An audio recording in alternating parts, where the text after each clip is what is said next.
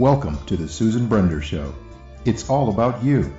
Featuring shows on health and wellness, the performing arts, politics, and people who inspire you to be your very best. And now, here's Susan Brender.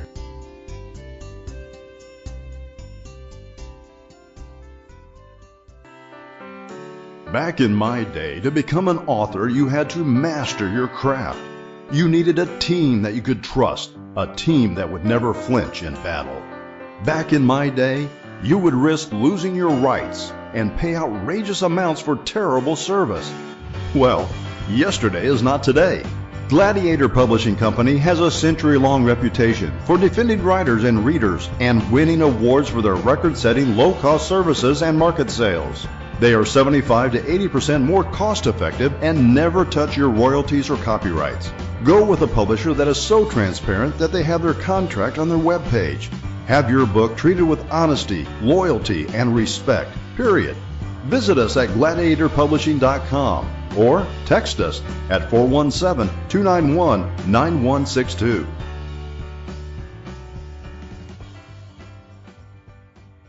I'm Susan Brender, and this is The Susan Brender Show. A few months ago, I recorded an interview with Albert Kaufman from Gladiator Publishing.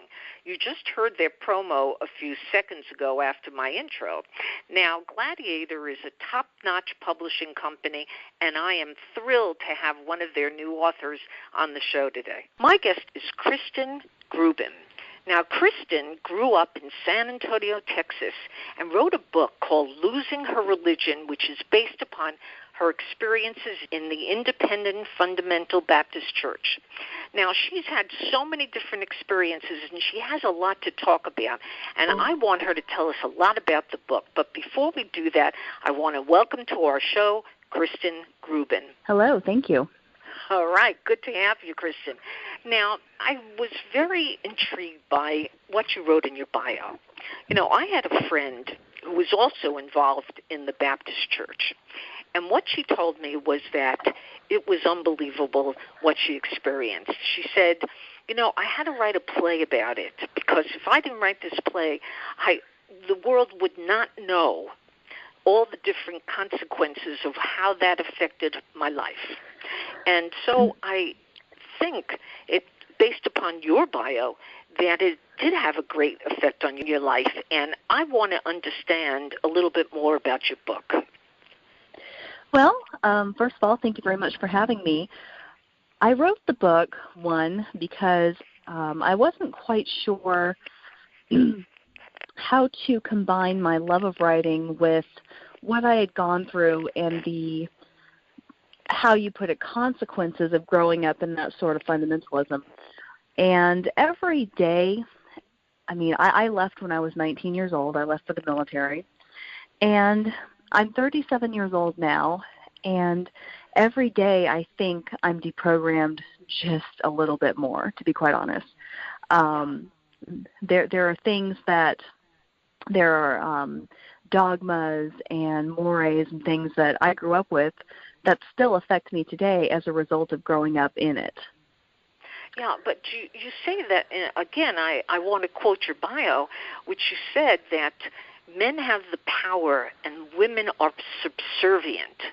Now, explain that a little bit more. Well, and that's absolutely right. Back when I was growing up, the head of the church was the preacher. No one questioned him. His sons were his lower figureheads. No one questioned them.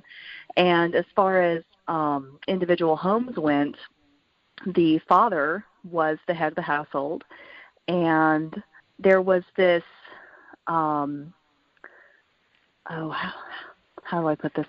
Basically, Dad was the head of the household, and he had the final authority. He answered to God, and God was his man. God. You know, there are a lot of religions which say that this God, whatever God is if it's a woman, if it's a man, what is God? Did they, in the church, did they push God on you? And if so, how did it affect you? Well, I'm not sure it was. I'm not sure God would actually endorse that type of an institution. From now looking back, it was very, for instance, I grew up, you didn't wear shorts. You didn't show anything above the knee. You didn't cut your hair. Just things like that. And unfortunately, in an environment like that where you don't question the male authority figures, it's a recipe for a microcosm of abuse and oppression. Wow. Those are strong words. Oppression and abuse. Mm-hmm. Tell me more about that. Well, for instance, I remember growing up in this fear of your life could end at any moment, and if you weren't right with God, you would go to hell.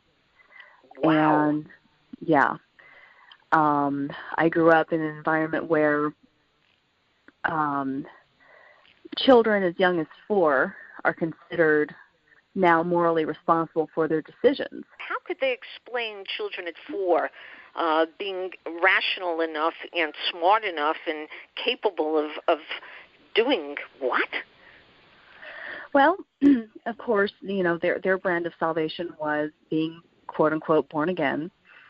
And I remember, like, for instance, my own personal experience of being, quote unquote, born again was, I remember distinctly being about 5 years old and my mother taking me to talk to the pastor's wife. And she talked to me about many things. For me, it was just like a friendly talk with the pastor's wife with some serious implications. And although I really had no idea what had gone on during the entire talk, my mother, after the talk was finished, was just ecstatic. And she's like, "Oh, my goodness, you're going to go to heaven with the rest of us. You just accepted Jesus into your heart." And I personally had no clue what I'd just done, but I went along with it because my mom was so happy. Right. Tell me a little bit about your mom, because for a mother to have that kind of fundamentalist attitude, I mean, that's the only way I can describe it, but you might be able to describe it better. But how was she brought into that kind of religion, if you will? Well, she was brought into it. I was actually born in 81. My mother was in the Army. She was a single mother. And when she got back to the States, she met my stepfather, who was at the time in Bible college in Pensacola. A lot of these fundamental pastors and such come from specific schools in Pensacola, Florida. So he was in Bible college in Pensacola, and he was studying to be a preacher himself, and he drew her into it. And by extension, myself, and then my brother who would come along, and then my sister. At the time, I suppose for you, it was just the tradition of your family and what they proposed to kind of inspire you to be part of it and to get excited.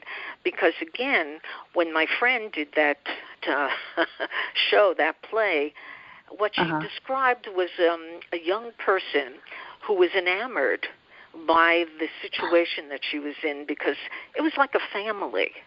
Did you feel the same way, that it was you were part of a family and a community? Well, at first it does seem like a family. Now, I don't remember much about the Pensacola years.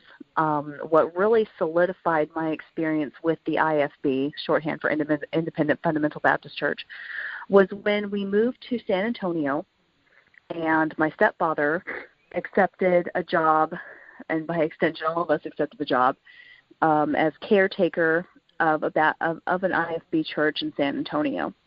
Oh.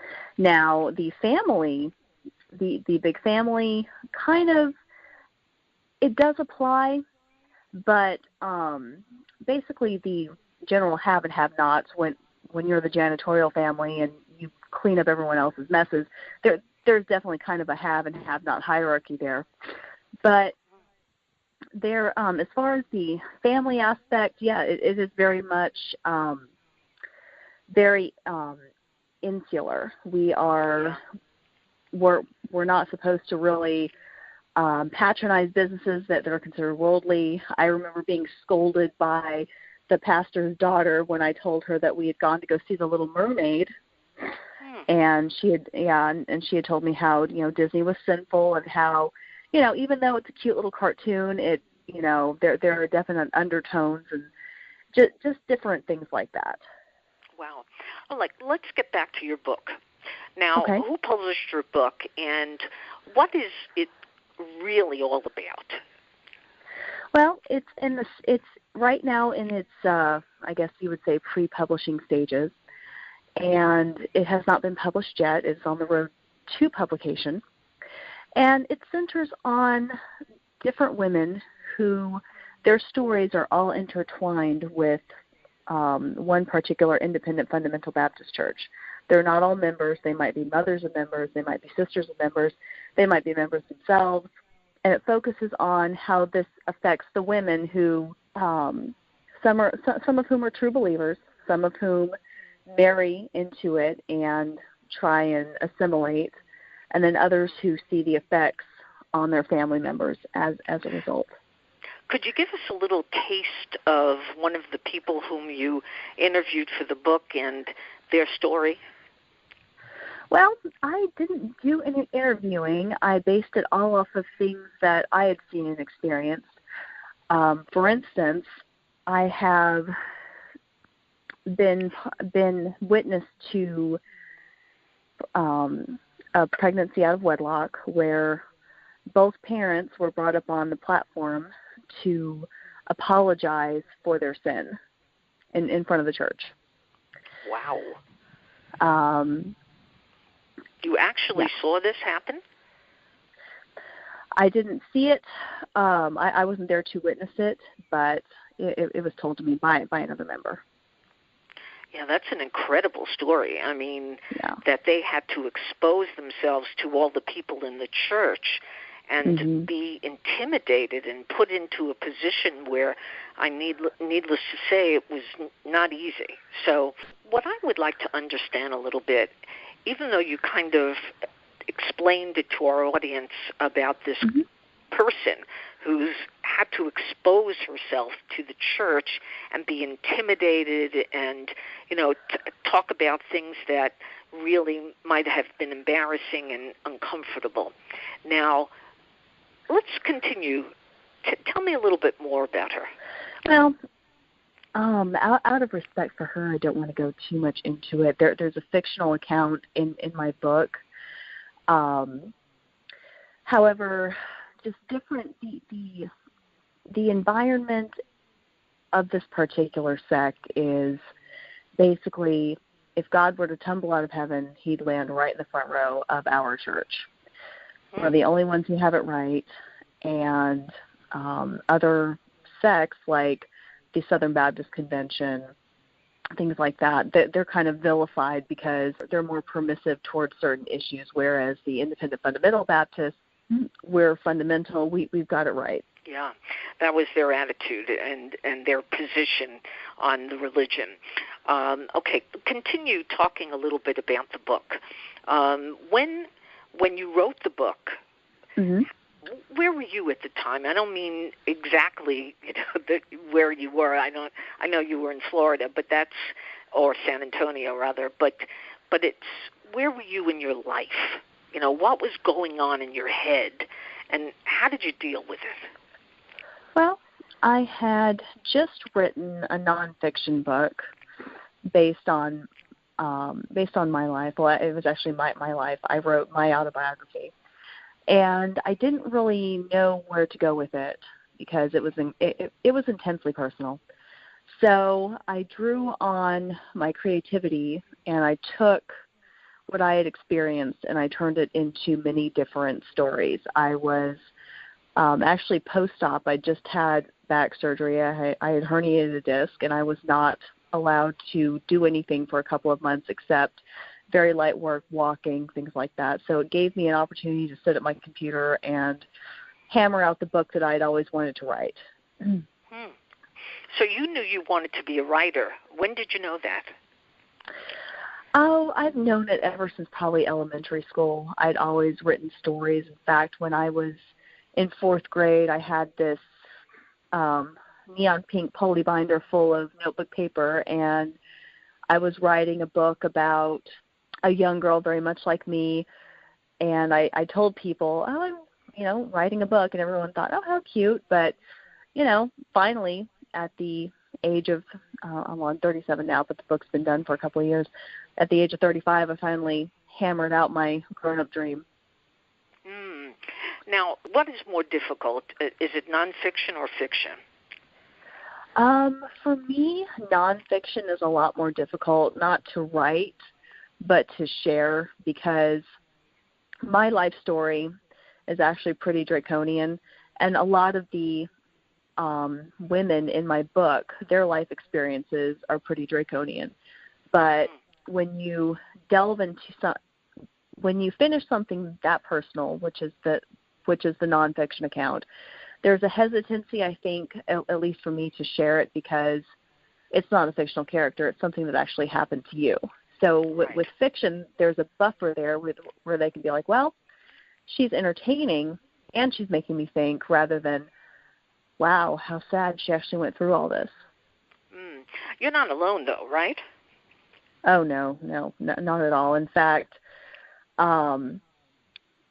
through my own research as far as dates and facts and figures, even though every church is independent per se, it's an entire movement. In fact, back in 2012 in Hammond, Indiana, a pastor of a rather large, or actually of the largest, I believe, independent fundamental Baptist church in that area, was sentenced to federal prison for transporting a minor across state lines with the intention to have sex with her. Oh, boy. Yeah. So, now, yes. Yeah, I just want to interrupt you for a second. And in the newspapers, there has been all kinds of articles about the Pope and his knowledge of, pedophilia.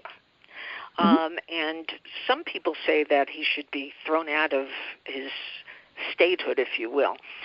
Do you agree? Well, I haven't had the Catholic experience per se. I do believe that if there was knowledge of it, and if, rather than defrocking priests and putting them in jail, they're just merely shuffled from parish to parish, and pope after pope just kind of takes this softer line at it, oh, absolutely, he should resign and get somebody in there who's willing to clean everything up. Unfortunately, as with hierarchies, sometimes, and this is just pure speculation on my part, perhaps they can't get someone who can politically clear everything out because everyone knows everyone's secrets. The Vatican's a very small community. Right. There are similarities to your community, though, right? Oh, absolutely. Absolutely. Okay, let's go back a minute. So you told me a little bit about your mother and her pride, if you will, in being a member of the church, and the fact that the men had much more, shall we say, authority, or they felt that they were better than women. Does that still exist? And if it does, I want to hear why you think that's the case. Well, it absolutely does. And, for instance, growing up, among other things, my stepfather was physically abusive. And in institutions like the IFB, people pretty much know who does what. And usually, like, for instance, not only was he physically abusive, but he was also abusive in other ways. And although the congregation knew, there was this sense of, well, we don't go outside of our microcosm here and involve the outside. The preacher can intervene. You can ask God for forgiveness, and if you feel God's forgiven you, then the slate's wiped clean. Wow. I can't help but say wow over and over and over again, because these are just, it's an anathema. It's like, how could they accept something like that? Abuse, physical abuse. And I'm sure there was some mental abuse as well, because that sort of goes hand in hand. Am I right about that? There is. There's a lot of conditioning. Like I said, deprogramming is a favorite word of mine, because for about a good year or so, I kind of just sat on this project, because there was a part of me that on some level, and even at 37, on some level, believed that if I put this project out there and published the fictional account, that, well, I might put my own soul into peril, if that makes any sense. And to me, to my rational mind, it does not make any sense, but to my, to the kid who started out behind the gate with the programming, it makes perfect sense. Sure it does. I'm listening to you, and it makes perfect sense to me, except for I can't believe that people who have a certain degree of intelligence and kind of a feeling that life should be right for their kids, and their kids should grow up feeling good about life, it just is an anathema. It's like, how could a parent allow something like that?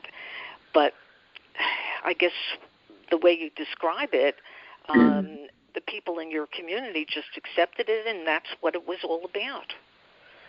Well, and when you have authors within the movement writing parenting books that endorse different methods of corporal punishment, different thicknesses of rods and switches to use, there's something called blanket training, where if you put an infant of a certain age on a blanket, and they move off that blanket, you spank them, and they learn their boundaries by that blanket training. Do you agree with that technique? Oh, not at all. Not at all. In fact, now it seems ludicrous to me to, think that you could, think spanking an infant is even remotely okay. Or you could even think that having a child who is 2, 3, 4 years old making a decision that would affect their soul for eternity makes any sense. Right. Now, you were in the military. You were in the Navy. Mm-hmm. Now, the Navy, or I'll just say all of the military, have very strict rules and regulations. Mm-hmm. When you were there, did you accept the fact that you have to have those rules and regulations, otherwise there's going to be chaos? And the military is a place where people learn to accept different things in their lives. They learn to be very organized. They learn to be, take step by step with what the military is kind of professing to be all about. How was your experience in the Navy? To be quite honest, of course, hindsight's always 20/20. I left like a refugee would leave anywhere that they want to leave. I was probably ill-equipped for the type of environment I was contracting into, and there were times where the fact that I was ill-equipped was very painfully obvious. The IFB is a very homogenous organization, and I was very ill-equipped for the diversity of cultures and beliefs of the real world. Right. Right. So when you experienced all these different kinds of people, didn't it make you feel that the world is just one place where everybody should exist on the same plane? It took me a while to really, I guess, even though on some level I knew that what I'd been raised with was wrong, it took me a while to proverbially relax and really begin to let myself accept and be enhanced by the value of the experiences of everyone around me. Right. Yeah. And now that you have, and now that you've experienced it, aren't you delighted that you've had this experience? Oh, absolutely. I have reached a point in my life where I am, well, let's just say that I'm much better off than I was back then. And every day I learn something new and wonderful. Do you? Okay. Now, I really want to concentrate a little bit on the book again with regard to what you're doing with it now. Are you bringing it to different groups? Are you kind of talking in front of school kids to give them an understanding of what life was like for you? This is actually the first platform I've spoken on publicly about the book. We are in our very preliminary stages. That would be my want for this book, because I don't only want to entertain, but I want to drive home the point that fundamentalism exists in our own backyard, and often it's as close as 2 to 3 blocks away. Yeah. So, I want you to set up a stage for us, talking to children, okay? Elementary, junior high. Okay, so here you are, and you get an opportunity once your book is out and you've kind of had the desire to share with young people, because it sounds like it's very necessary.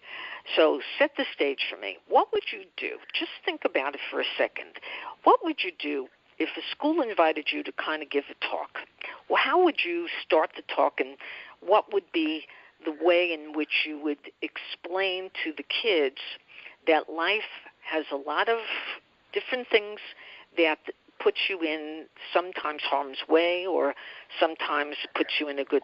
Well, it would depend. Quite honestly, if I were invited by an elementary or a middle schooler, I would probably have to decline, considering that my book deals with things like teen pregnancy, mental illness, suicide, sexual assault, things like that. I don't think my content would be very age appropriate for the younger set. But if I were invited to, say, a college group, things like that, I would want to drive home the point of, if you're in a group where everything is absolute, where they only speak in terms of absolutes, where everything's either absolutely right or absolutely wrong, with no middle ground in between, it's toxic, and you need to run from it. Great point. Very interesting. Now, last but not least, when is the book coming out, and how do people get it? Well, I will definitely have to keep you posted on that. It is with to be quite honest with you, it's in its very preliminary stages. It sounds like it's going to be a fabulous book, and people need to learn from it a lot. So, well, I've actually had a lot of fun writing it, and this is my very first interview about it, so it's one of the things where it's like, yes, it's in the stages of being published. Well, Gladiator Publishing. I'd be delighted if I mention it on my website, because I want people to really know about it. I really think it's going to be a worthwhile book for everybody to read. Now, I like to give my guests the last word. So give us the last word. Okay. Well, at whatever age you might be, however you were raised, however strict or however lax, or somewhere in between, you just have to remember in this life that anything that starts to build a base philosophy of absolute truth or absolute morality or absolutely right, absolutely wrong, chances are, like I said before, it's toxic, and be very cautious with such things. Well, today my guest has been Christin Gruben, who is in the process of putting a book together called Losing Her Religion. And she is a Renaissance woman who is now back in college, actually, and getting her degree in chemistry. So she has a wide variety of things that she's learning and talking about. And just keep in mind that when the book comes out, it's going to be something that you're going to want to read. So thank you very much for being on the Susan Brender Show. It was a delightful conversation, and I hope that everything goes very well for you. Well, thank you, Susan. Thank you for listening to The Susan Brender Show. To be a guest, email sebrender@yahoo.com.